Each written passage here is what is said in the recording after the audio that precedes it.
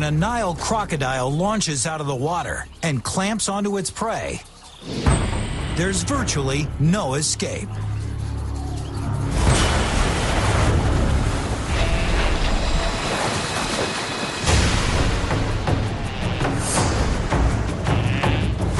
His 65 teeth are connected to some of the strongest jaws on the planet,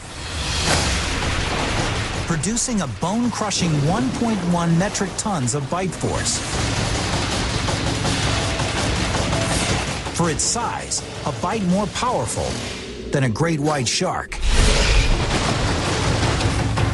But unlike a great white shark, a crocodile doesn't tear its prey apart alive. It uses its powerful jaws to pull prey underwater, long enough to drown it.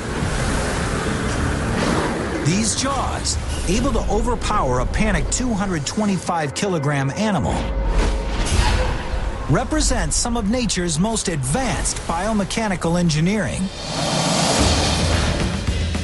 Fast-twitch muscles give all animals, including cheetahs, great white sharks, and humans, quick bursts of speed and strength. But this croc has super fast-twitch muscles in his jaws, which generate 65% more force than a normal fast-twitch muscle. And with the hinge point of his jaw at the back of his skull, it increases his jaw's length, allowing him to generate more speed when he clamps it shut. His snap is a lightning-fast 9 meters per second, nearly 4 times faster than a rattlesnake strike.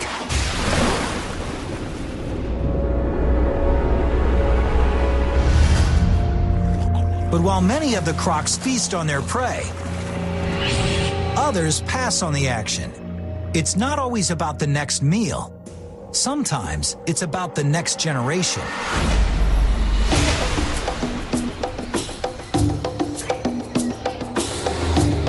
This mother crocodile will spend the next 3 months focusing solely on her children.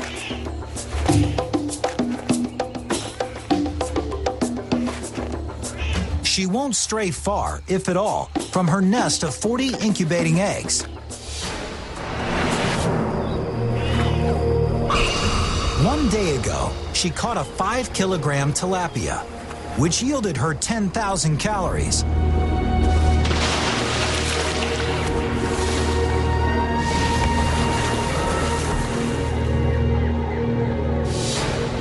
But that won't last long, given that in the last 6 weeks, she's been expending 5,100 calories per day. Producing these 40 eggs, a process called yolking, is the most energy-consuming task this mother crocodile will ever undertake. Especially considering that each egg contains food for her hatchlings.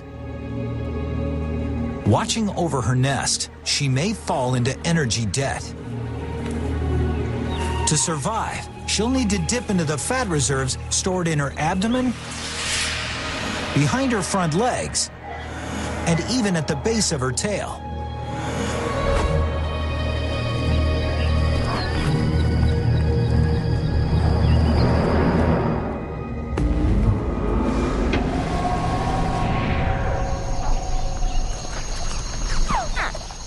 High-pitched calls alert her that her eggs are hatching. All 40 of them.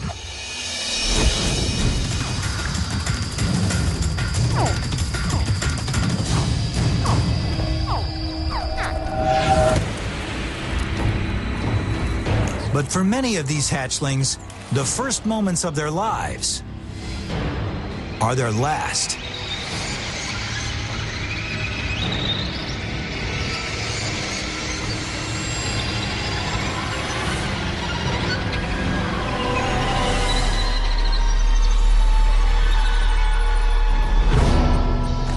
Adult crocodiles sit at the top of the food chain. They have virtually no predators of their own. But when they're born, they're actually at the bottom of the food chain.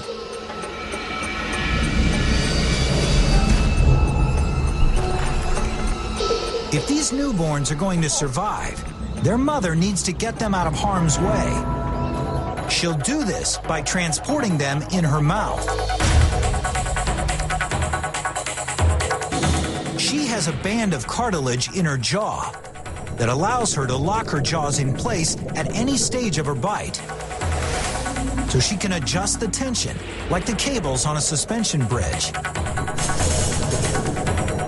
She can even lock her mouth open just 2 inches wide, allowing her to carry 20 babies at a time without accidentally biting them. But she has to get her nearly 40 hatchlings to a nearby safe pond where they at least have a chance.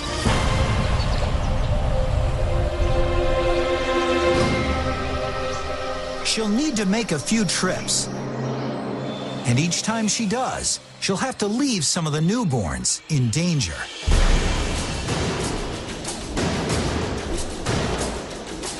Mother picks them up, puts them in the pouch, and walk it back down to the river. And out you go, Junior, and go back and get the rest. While she's down there, there's some predator in there going, eating another one. It's like, the kids!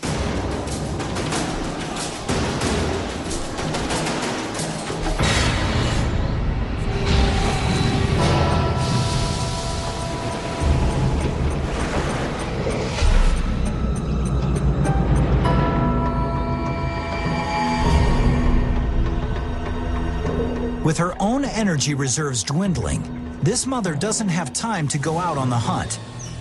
She has to be constantly aware of the threats to her babies. But even under her watchful eye, of the 40 baby crocs in her clutch, only 13 have survived the first month of their lives. Make that 12.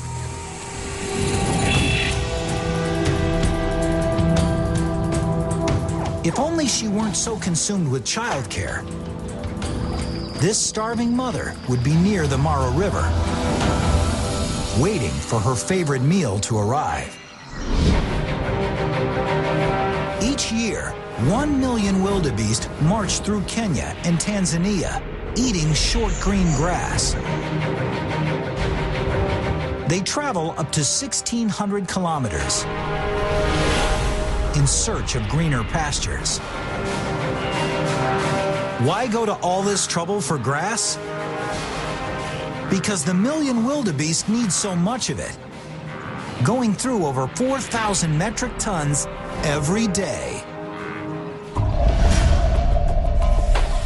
And this search for short grass will inevitably force these wildebeest twice a year to cross the Mara River,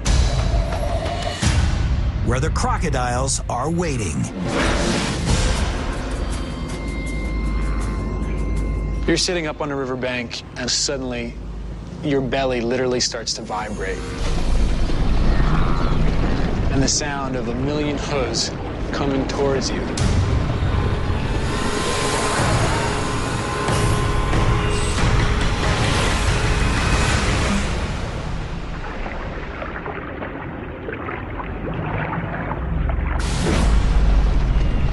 The rumbling gets louder and louder. But when they get to the river, the wildebeest don't plunge right in. After weeks on the move, they're dehydrated. The first thing they want is a drink. And the ones 10 deep back there going, let me through, I'm thirsty.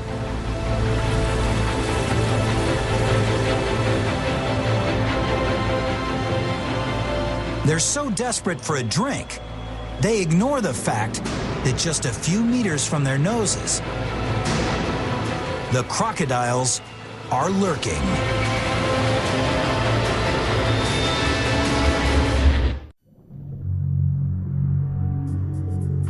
Crocodile is a perfect camouflaged animal. If you look at a crocodile's head, when he's in the water, all you see is half an inch of nostril and an eyeball. Everything else is underwater. He can submerge completely and silently by simply expelling some of the air in his large lungs.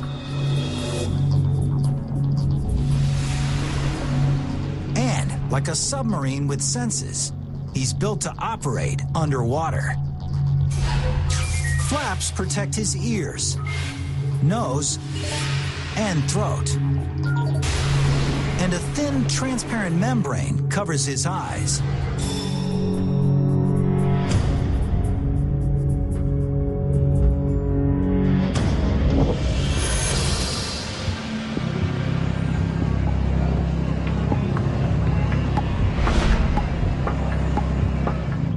The croc is a close-in assassin. He creeps toward his prey and sits tight. He's waiting for a wildebeest to come into his kill radius, 2 meters away. Outside 2 meters, his lunge will probably be unsuccessful. Inside 2 meters is another story.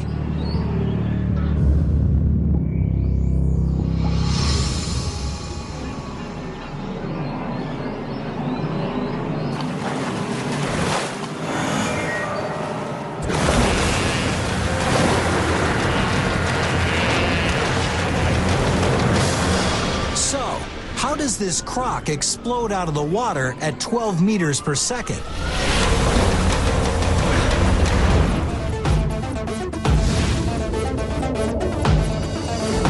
Serrated scales increase the surface area in contact with the water.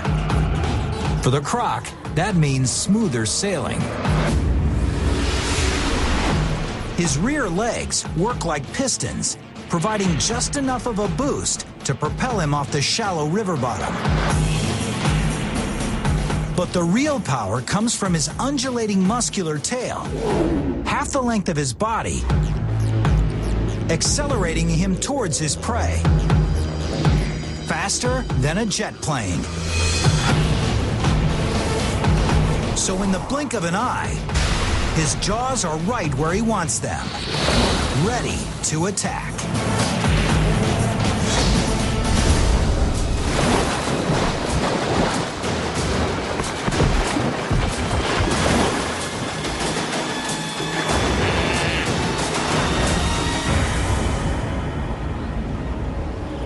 Now, the feeding begins.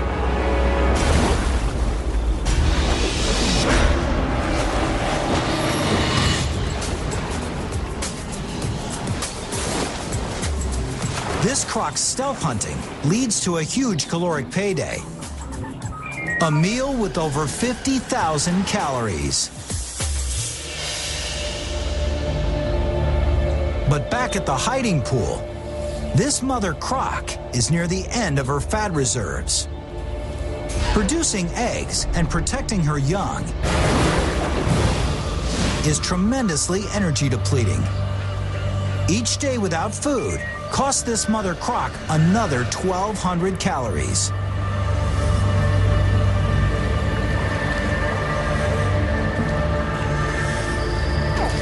What's worse, after starting with 40 hatchlings, only 12 are left.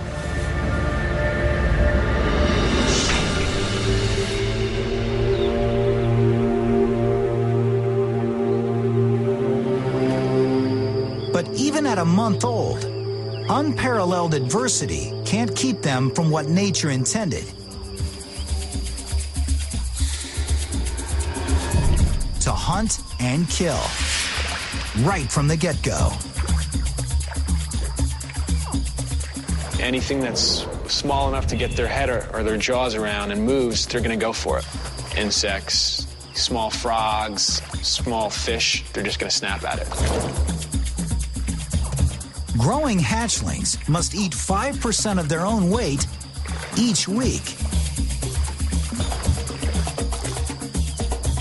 And even at 2 weeks old, they already know a maneuver that will help them eat much larger prey. The death roll.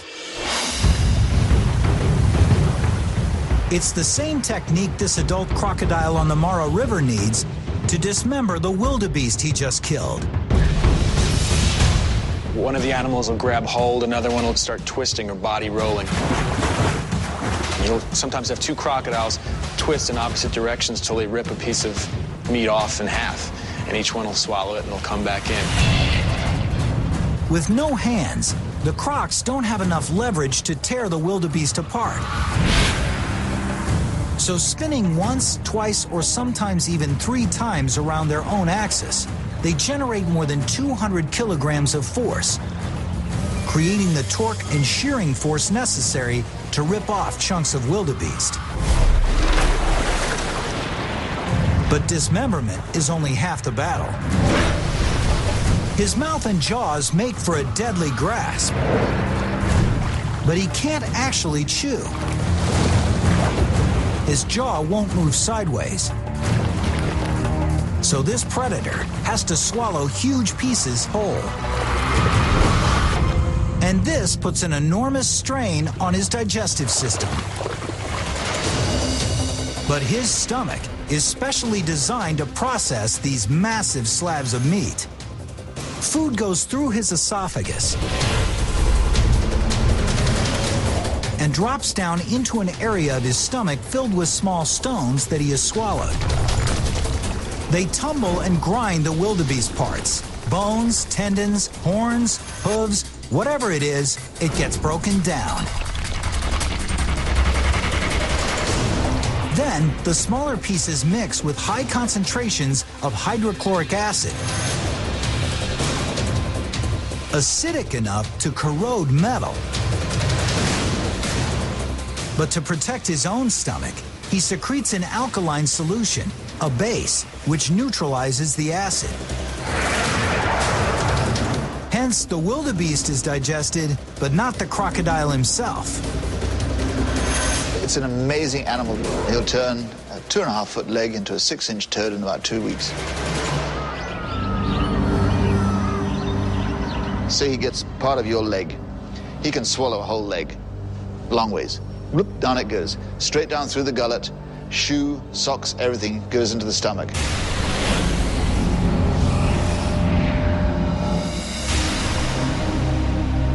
In the weeks of the wildebeest migration across the Mara, one crocodile can actually consume enough wildebeest meat to sustain it for as long as 2 years. This is important because 2 weeks after they arrive, the wildebeest are gone. And leaner times may be coming.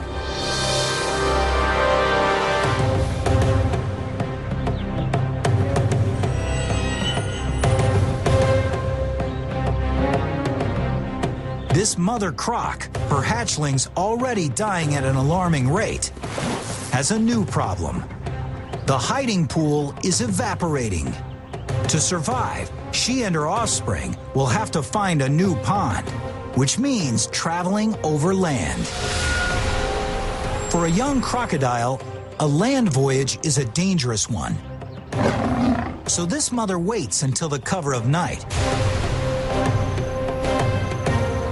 to take her babies on the most dangerous trip of their young lives.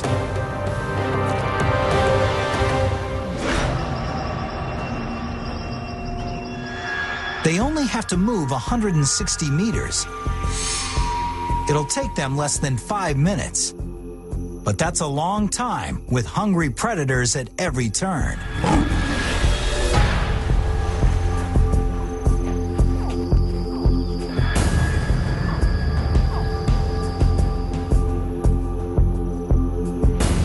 And when baby crocodiles are crossing those land areas, they become very vulnerable to other species that are going to eat them.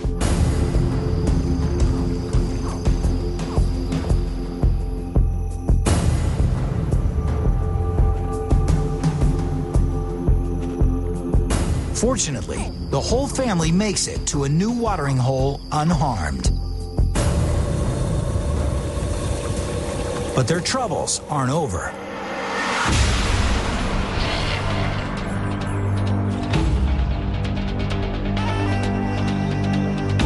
There's one predator these babies may not be able to avoid, A fearsome hunter, more than 3,000 times their size. The predator they least expect.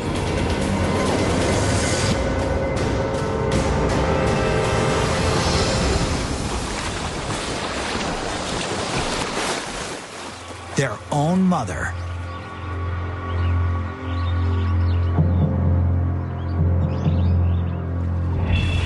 How can she eat one of her own babies that she's worked so hard to protect? Eating her young is a last resort. She needs the energy to keep herself alive so she can protect the rest of her offspring.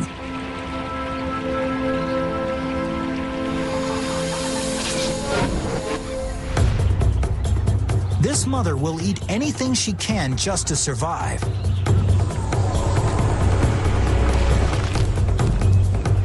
But the crocodiles at the river crossing have been having the feast of their lives, having each consumed on average more than 150,000 calories in less than 2 weeks.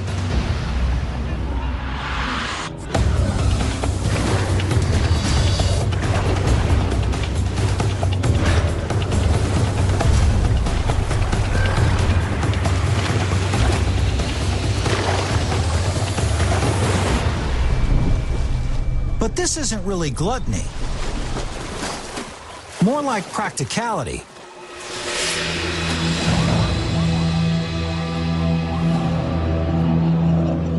They have to prepare for long stretches without a good meal.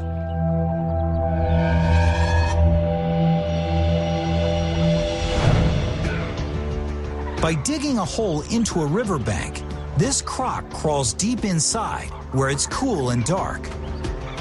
Then, the result of unique biological engineering, he can slow his body down. It may seem like he's near death, but the crocodile is temporarily in standby mode. It's called estivation. It's like when you turn on your car engine, you just want to listen to the radio, just give it the half turn, and that's it. And that's all the croc needs.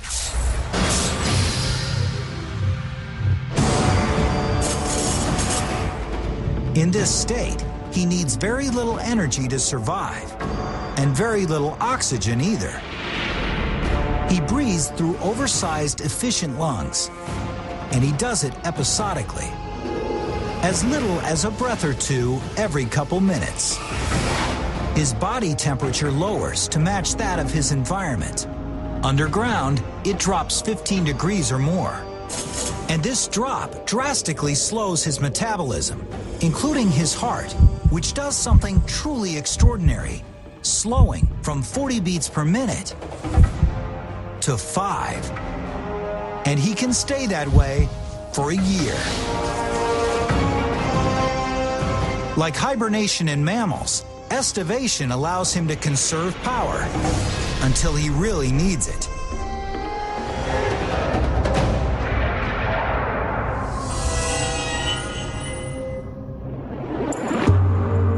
While these crocs lay in wait, this mother makes a difficult choice. She needs to leave her babies. Even though they've grown 10 centimeters in the 4 months she's watched over them, they're still at the mercy of other bigger predators. But this mother needs to find food to get ready for the next mating season. It's time for the 11 remaining hatchlings to fend for themselves.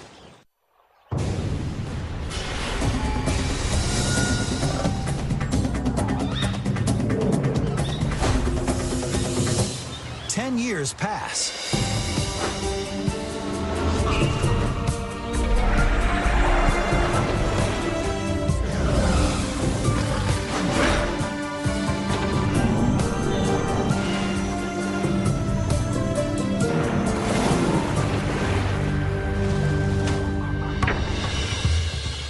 During that period, the mother croc mates 10 more times.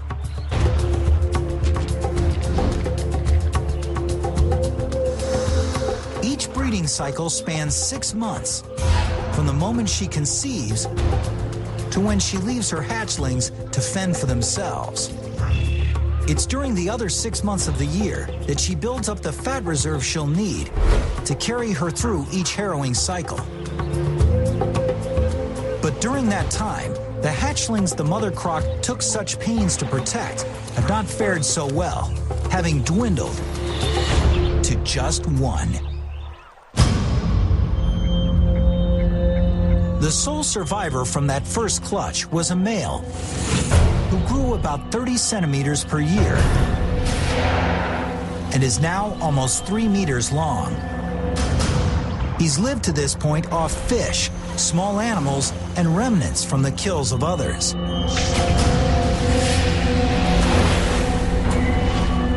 As he gets bigger, though, so does his appetite. He's getting a little big just to sustain himself on birds, maybe a rodent or a lizard. He's going to need that large mammal. He's going to need those calories to sustain his growing body.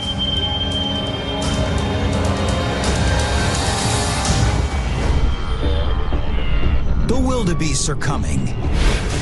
And even if he has to share one with 5 other crocs, it means a whopping 50,000 calories. 5 times more than he'd get from a large fish. But it's a transition that won't be easy.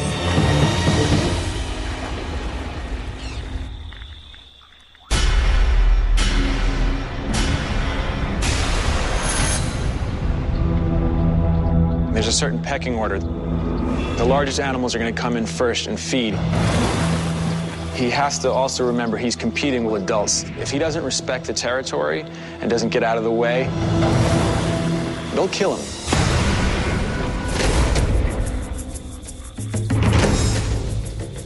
Amazingly, crocodiles never stop growing. So as the youngest crocodile in the river, he's likely also the smallest. Going up against the large adults, there's no telling what could happen.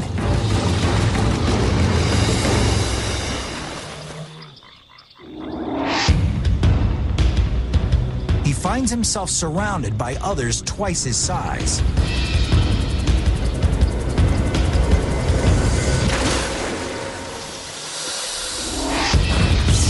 This is prime real estate. This is for the big boys only. And eventually, he can take his place up there with the big boys. But at this point, the big male will kill him.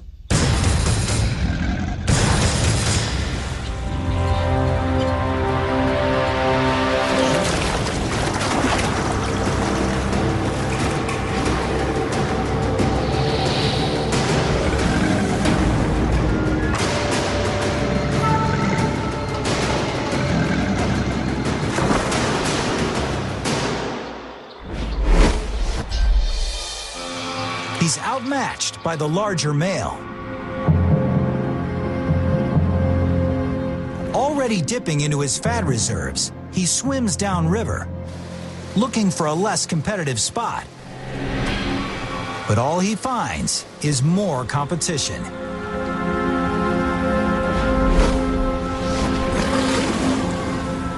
So he leaves the Mara River entirely.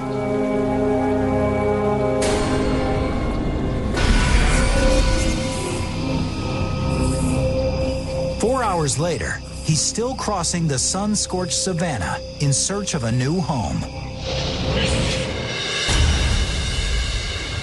Back at the Mara, the wildebeests are arriving. At first, they stand at the river's edge, leaning in to quench their thirst. They can't escape the inevitable, but they can postpone it.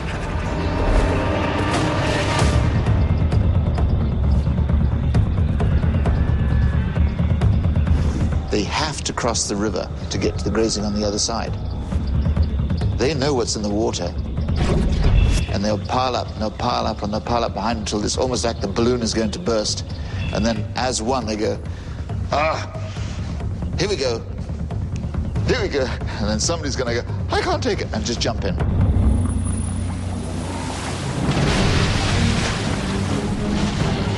You get 1,000, 2,000, 3,000, 4,000 animals pouring across this 100-yard stretch of river. The wildebeest don't have many defenses against the crocs, but one of them is sheer numbers. The wildebeest has adapted over millions of years to be a herding animal, and the reason for that is safety in numbers. You got a lot better shot of making it to the other side if there's 1,000 other wildebeest with you.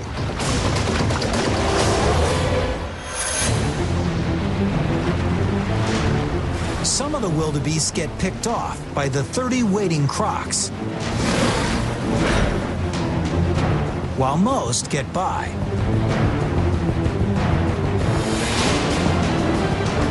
But the river's current throws the plunging herd off course. They miss their exit point. And then they panic. Their hooves have no traction in the mud, and hundreds of them are trampled as they stumble down the steep and slippery embankment. These crocodiles are perfectly engineered stealth hunters, but they don't need to hunt this prey at all. The wildebeest have made a lethal error and are sitting ducks.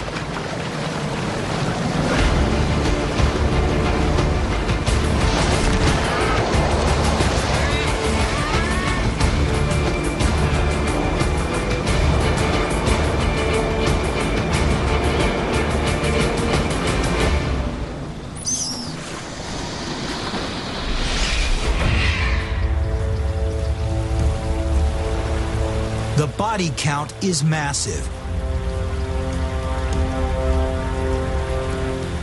So huge that where the river narrows, there's a dam of wildebeest parts.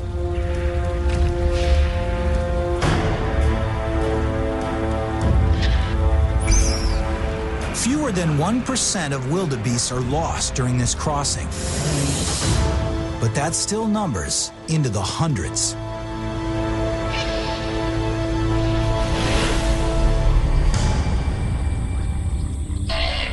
If the young crocodile had just bided his time, he could have shared in the overflow of wildebeest. And he would have easily eaten as much as the others. But now, he's tired and starving, trying to reach the next watering hole. His mistake may turn out to be a fatal one.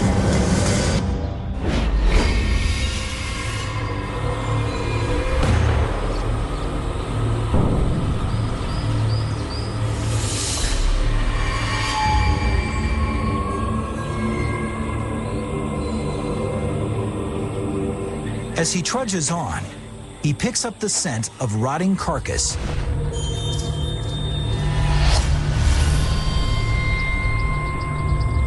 But it gives him no indication of where he'll find water.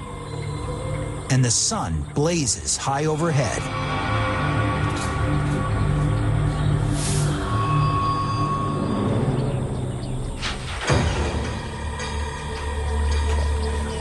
We often think of reptiles as basking in the sun and being sun lovers. But if he gets too hot, he'll overheat and he'll die.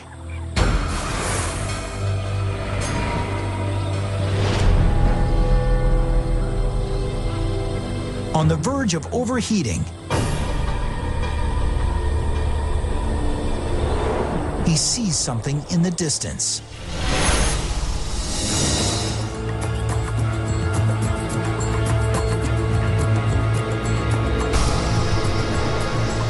Ahead, a lioness eats a rotting hippo carcass right next to a watering hole. He's starving, but more importantly, he needs to get into the water to cool off.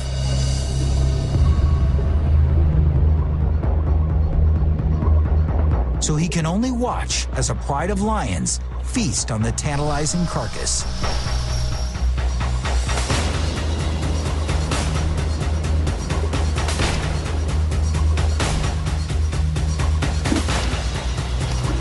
And by the time his temperature is back to normal,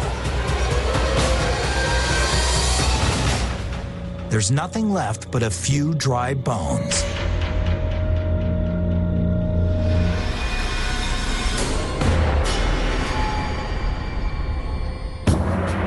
So far, his new watering hole has yielded nothing. He's about to move on when he picks up an unmistakable disturbance in the murky water. He can't see it, but something's out there, some kind of prey.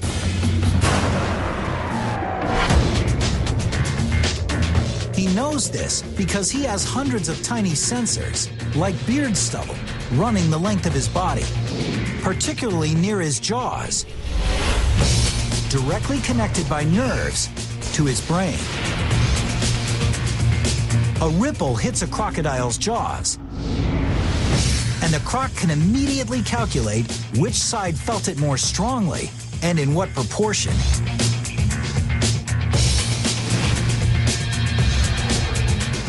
And if that ripple's source is close enough,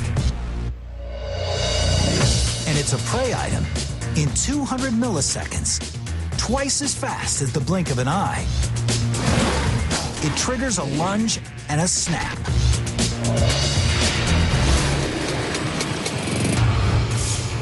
But just before the source comes into range, a sound startles him. It's a mother croc diving into the water, headed straight for him. Suddenly, the source of those ripples becomes clear. A 2-day-old baby crocodile swims less than a meter away. 10 years ago, he was the hatchling being threatened by every predator in the swamp.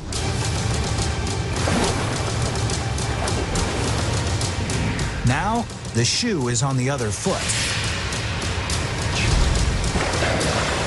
But the mother croc, larger than the juvenile male, springs to her hatchling's defense.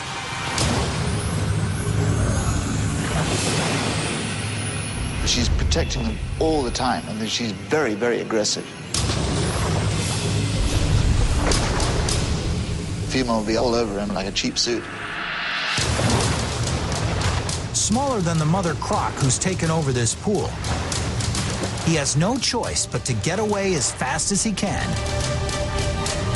and find another pool to call home.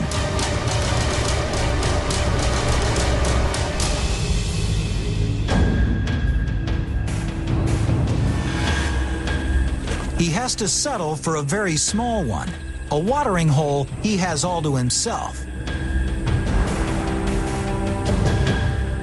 But if it doesn't attract any big prey, he may not survive.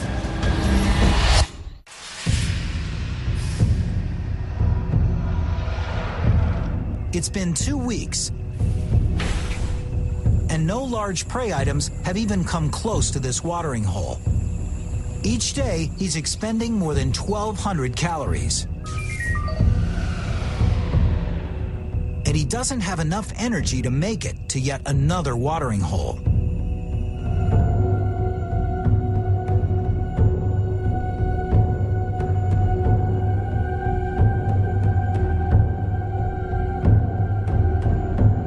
The young croc doesn't figure out how to get something he can actually eat.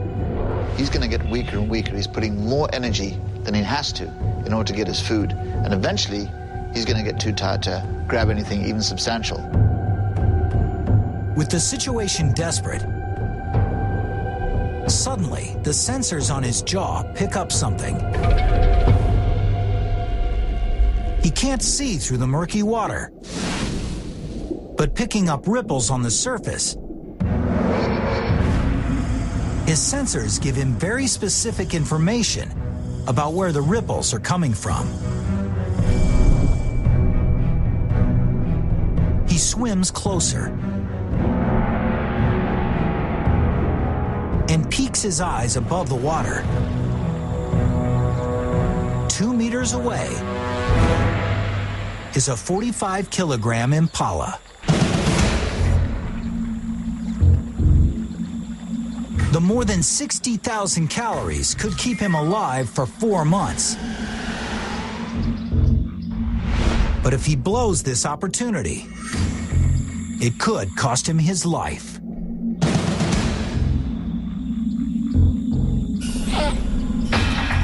To take this impala down, he'll need every one of his evolutionary advantages.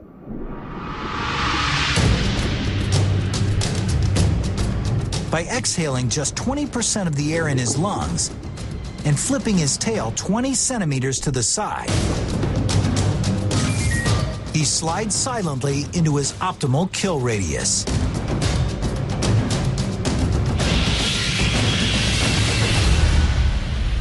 His extraordinary stealth gets him into striking range.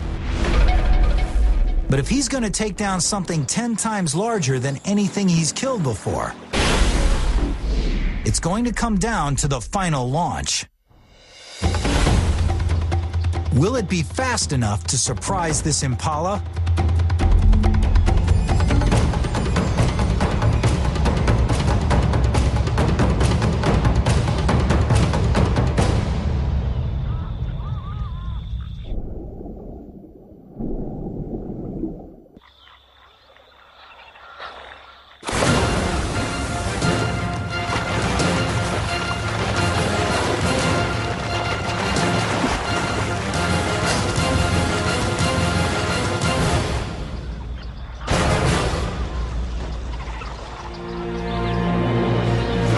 With spring from his legs, power from his muscular tail, and some of the most bone-crushing jaws on the planet, our young croc has sunk his teeth into the flesh of a large mammal. Finally, this 10-year-old juvenile becomes a full-fledged bull.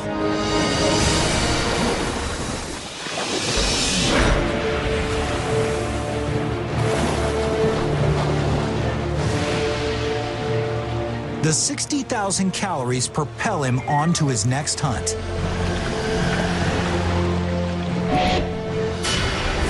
And 5 seasons later, when the wildebeest come,